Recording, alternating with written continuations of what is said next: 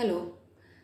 जिनका सेमेस्टर 6 है और जिनका मेन हिंदी है उनके लिए एक प्रश्न बनता है। गुंगिया का चरित्र चित्रण कीजिए, जिसके लिए हम प्रस्तावना संपन्न परिवार की पुत्री, कुशाग्र बुद्धि वाली गुंगिया, संसार चक्र में जोड़ देना, सामाजिक जिम्मेदारी, वात्सल्यमयी माँ का हृदय, कर्मनिष्ठ नारी की जिजीविषा, स्वाभिमानी और उपसंहार के रूप में इसका उत्तर हम देखेंगे।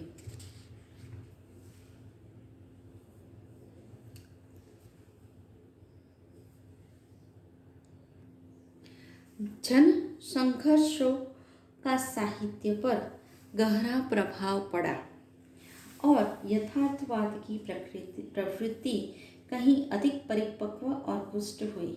महादेवी के रेखाचित्र इसी जीवन यथार्थवादी प्रवृत्ति की प्रेरणाओं पर एवं प्रभावों को बड़ी गहराई से दर्शाते हैं।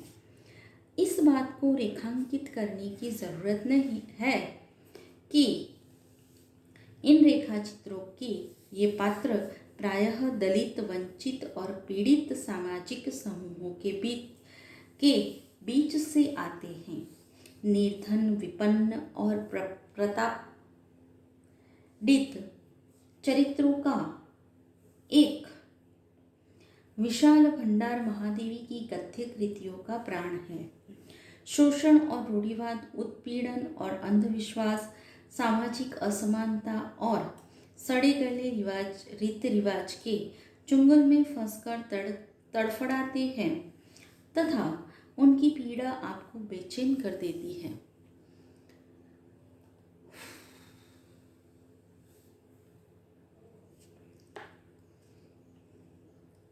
ऐसी ही पीड़ा का मार्मिक अनुभव हमें गुंगिया के चरित्र में दिखाई देता है। वास्तविकता यह है कि संवेदना मनुष्य को सोचने के लिए विवश करती है। अपने वर्गीय संस्कारों की सीमा का अतिक्रमण के साथ गुंगिया का मर्मभेद चित्र सामाजिक रूप में दब जाता है। ऐसी चरित्रों की विशेषता का मापदंड नहीं निकाल सकते हैं। संपन्न परिवार की पुत्री। गुंगिया का उपनाम उसके अपने गूंगेपन के कारण मिला था, मगर उनका असली नाम तो धनपतिया था। उसका पिता रघु तेली संपन्न भी था और ईमानदार भी। रघु के तेल की शुद्धता और उसकी खली की उपयोगिता की ख्याति गांव की सीमा लांघ चुकी थी। मगर ऐसे ईमानदार आदमी के घर गुंगिया का जन्म होता है। पहले ही संतान होने के कारण उसकी उपलब्धि में नगाड़े वाले नेगे लेने आए। डोमनी नाचकर चुनरी ले गई। प्यार से गुड़िया का लालन पालन होने लगा, किंतु दरबरे शरीर वाली धनपतिया ने 10 महीने की अवस्था में चलना भी आरंभ कर दिया था। परंतु 5 वर्ष की अवस्था में जब वह कोई बात बोल न पाई, ना तो मां न दादी, केवल ए की विरोध ध्वनियों मन के भाव को व्यक्त करना जानती थी। माँ बाप के मुख पर चिंता की छाया पड़ने लगी। तावीज बांधे गए, जंतर मंतर का सहारा लिया गया, झाड़ फूक का उपचार भी हुआ। मानता, पूजा, अनुष्ठान आदि की शक्ति परीक्षा हुई, पर धनपतिया पर वाणी कृपालु न हो सकी। शहर में अच्छे डॉक्टर के पास भी ले गए, मगर ऑपरेशन के पैसे रघु के पास पर्याप्त नहीं था और धनपतिया गूंगी बनकर ही रह गई। हर तरह से समाज, परिवार, सभी से। कुशाग्र बुद्धि वाली गुंगिया। ईश्वर के दरबार में न्याय है, अन्याय नहीं। कुछ छीन लिया गया था तो ज्यादा दिया भी गया था। गुंगिया गूंगी थी मगर बहरी नहीं, वह सुन सकती थी, इसलिए तो उसे अपना यह गूंगापन अखरता था। चतुर और समझदारी उनमें विद्यमान थी। वह अपनी छोटी सी उम्र में अपनी माँ के साथ हर कार्य में हाथ बटाने लगी थी और घर का हर प्रकार का कार्यभार गुंगिया ने संभाल लिया था। गुंगिया ने वाणी के अभाव में को मानो समझदारी से भर लिया था। वह इतनी कुशाग्र बुद्धि वाली थी कि जो एक बार देखती उसे कभी भी नहीं भूलती, जो एक बार लिखती उसमें कभी त्रुटि नहीं होने देती। संसार चक्र में छोड़ देना। गुंगिया अब बड़ी हो गई थी। विवाह की समस्या का समाधान भी आवश्यक हो गया। कन्या के जीवन से चीर कौमार्य का कलंक दूर करने के लिए रघु ने धोखाधड़ी का आश्रय लिया, जो विवाह की हार के अनुपयुक्त कन्याओं के माता पिता का ब्रह्मास्त्र होता है।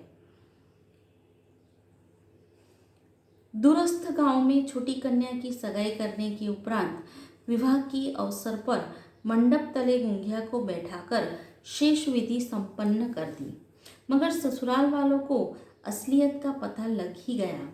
बहू गूंगी है, इसके बाप ने सबको ठग लिया, इसके गहने छीनकर निकाल दिया गया। उसने बड़ी दीनता के साथ सास के पैर पकड़े, लात खाने पर मुख छुपाकर रोती रही, पर किसी का हृदय न पिघला। धोखा तो धोखा ही है, मगर उनके पिता ने समझदारी से काम लिया और गुंगिया की जगह उनकी छोटी बहन का ब्याह करके संधि कर ली। मगर जब गुंगिया ने बहन के पति के गठबंधन होते देखा तो वह मुंह में आंचल ठूस कर ही रुलाई रोक न सकी। सामाजिक जिम्मेदारी। गुंगिया ने समय के साथ सामाजिक जिम्मेदारी संभाल ली। बहन के चले जाने पर मुख सेवा से माता पिता का संताप दूर करने का प्रयत्न करने लगी। बहुत समय बीत गया, माता पिता भी चल बसे और उसके सास ससुर भी। बहन ने 2 बच्चों को जन्म दिया पर बच नहीं पाई, मगर होने को कौन रोक सकता। तीसरे बच्चे को जन्म दिया, बच्चा बच गया, मगर माँ यानी कि गुंगिया की बहन ने संसार से विदाई ले ली। घर में बच्चे को संभालने वाला कोई नहीं था। उसके पिता नवजात शिशु को ससुराल ले आया और उसे गुंगिया की गोद में रखकर रोने लगा।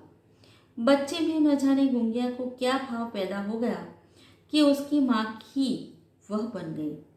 मातृत्व की भावना उनमें प्रबल थी। उसने बच्चे का नाम हुलासी रखा। मगर जब बच्चा बड़ा हुआ तो गली मोहल्ले में पास पड़ोस के बच्चे उसे चिढ़ाने लगे। गुंगिया का बेटा गूंगा, आदि आदि। आहिस्ता आहिस्ता हुलासी की जानकारी में ज्ञात हुआ कि गुंगिया उसकी असली माँ नहीं है और अपने पिता को मिलने के लिए दिल तड़प उठा। गुंगिया ने उसे बहुत समझाया, मगर वो समझ नहीं पाया।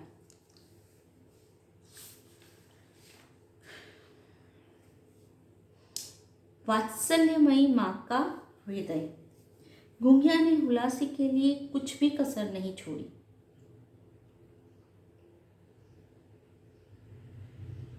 गांव में साधुओं के जमात आई थी। उनके साथ हुलासी चुपचाप चला जाता है। उसी वक्त गुंगिया पर क्या बीती होगी वह खुद तो जान पाई होगी।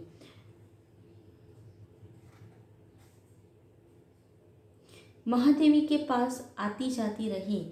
अपने पुत्र की खोजबीन के पत्र लिखवाने के लिए कई वर्षों के बाद उसे जब पता लगता है कि उसका पुत्र कलकत्ता में सेठ का दरबान हो गया है, शादी भी कर ली है और अपनी गृहस्थी में सुखी है, ऐसा सुनने के बावजूद गुंगिया को हुलासी के प्रति प्यार का सागर उमड़ आया।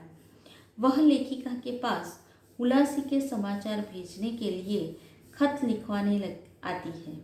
पत्र भेजने जाने के बाद प्रत्युत्तर का इंतज़ार करती रही।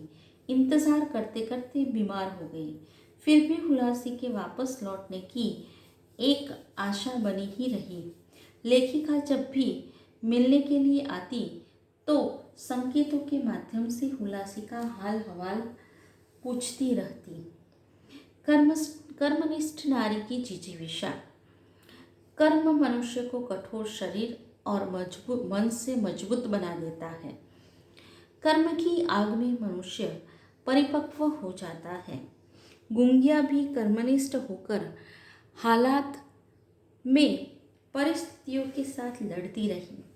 ईश्वर की कमी से, पति के त्याग से, समाज की आलोचना से हुलासी के लिए क्या क्या नहीं किया, वहीं उसको छोड़कर चला जाता है। फिर भी माँ की ममता जागी रही है। बचपन से ही परिश्रम और कर्मस्थ नारी बनी रही है।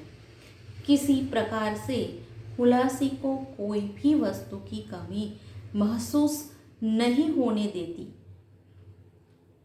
कर्मनिष्ठ के ने साथ साथ स्वमानी भी थी। किसी के सामने कभी दुख प्रकट नहीं किया। अंत समय तक हुलासी के लिए तड़पती रही। उसकी जिजीविषा उसकी याद में तड़पती रही। अब देखते हैं स्वाभिमानी। पूरे के पूरे रेखा चित्र में विवशता होने के बावजूद गुंगिया के चरित्र में कोई दाग नहीं मिलता।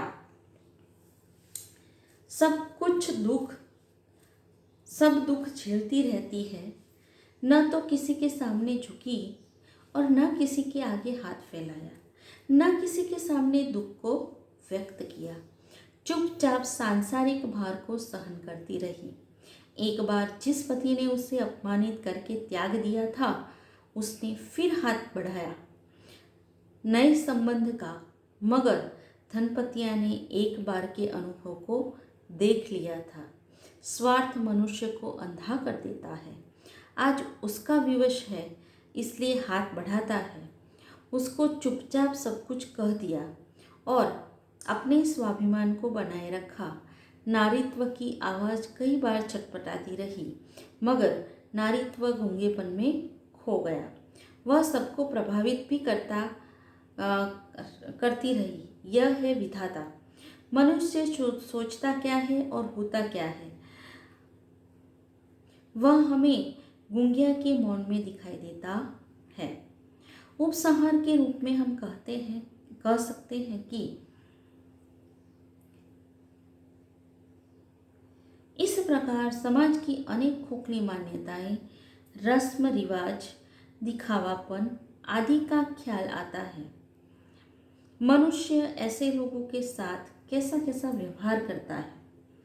फिर भी कर्मनिष्ठ नारी, देव के अभिशाप की धात्री, माँ की ममता, त्याग की मूर्ति, बहन का प्यार आदि इस नारियों में दिखाई देता है। ऐसी नारियां भारतीय